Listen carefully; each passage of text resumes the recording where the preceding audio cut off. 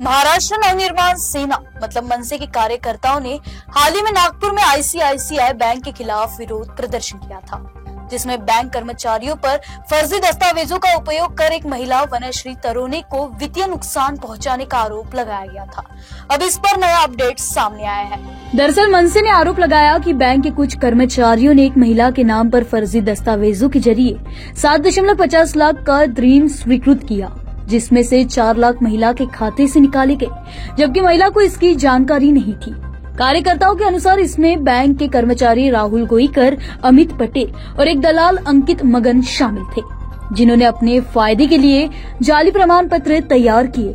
मनसे ने दोषियों के खिलाफ सख्त आपराधिक कार्रवाई करने और 7 दिन के भीतर पीड़ित महिला का पूरा कर्ज माफ करने की मांग की। उन्होंने बैंक परिसर का घेराव किया और न्याय के लिए भी जोर दिया। वनश्री जी मुलगी आहे, तिचे मिस्टर आता 3 महिन्या अगोदर वारले आणि ते वारल्यानंतर तिच्या घरी या बँकेने तकादा लावला की कर्ज भरा। जे कर्ज हिने उचललं नव्हतं किंवा हिच्या पतीने उचललं नव्हतं, तो कर्ज भरायचं कुठून?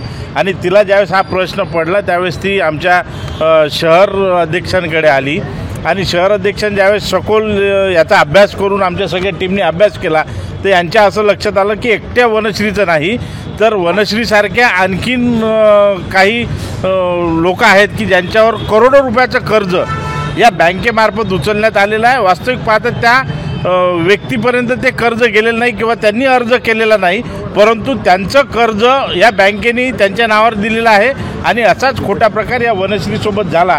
आणि महाराष्ट्र नवनिर्माण सेनेने ज्यावेळेस याच्यावर आवाज उचलला त्यावेळेस ही बँक नमली आणि बँकेने आज हे पत्र तिला दिलं की हिच्यावर कुठल्याही प्रकारचं कर्ज नाही, म्हणजे तिच्यावर कर्ज नव्हतंच, परंतु आज महाराष्ट्र नवनिर्माण सेनेने ज्यावेळेस पुढाकार घेतला आणि महाराष्ट्र नवनिर्माण सेना पुढं काय करते हे या बँकेला माहिती आहे, म्हणून बँकेने लगेच ते मान्य केलं आणि उर्वरित त्यांना ज्यावेळेस प्रश्न विचारला की उर्वरित 50 करोड रुपयाचं जे कर्ज आहे इतर लोकांवर त्याचं काय करणार आणि ज्यांनी अशा प्रकारे फ्रॉड केलेला आहे त्या व्यक्तीवर तुम्ही काय कारवाई करणार?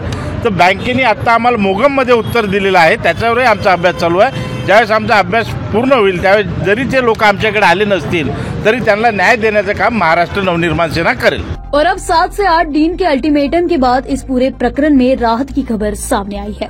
दरअसल आईसीआईसीआई बैंक प्रबंधन ने पीड़ित महिला का पूरा कर्ज माफ कर दिया है, जिससे महाराष्ट्र नवनिर्माण सेना मतलब मनसे और वनश्री तरोने को राहत मिली है। मनसे का कहना है कि यह कदम उनकी न्याय के लिए की गई एक सतत लड़ाई का परिणाम है। हालांकि पार्टी ने यह भी स्पष्ट किया कि दोषियों पर सख्त कार्रवाई होने तक हम चुप नहीं बैठेंगे। सर्वप्रथम नमस्कार, माझं नाव वनश्री मुलचंद तरोने, लग्नाआधीचं लग्नानंतरचं वनश्री सुरेंद्र चुटे।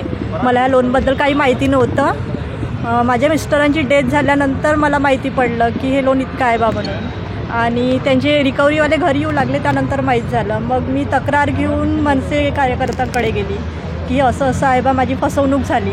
मग मनसे कार्यकर्त्यांमुळे मला आता न्याय मिळाला। सर्वात प्रथम मी त्यांचे धन्यवाद मानते आणि आभार व्यक्त करते। मला एनओसी मिळाली आणि माझं लोन माफ झालं। वीडियो जर्नलिस्ट राजकुमार मोहोट के साथ गौरी इंगले, नागपुर।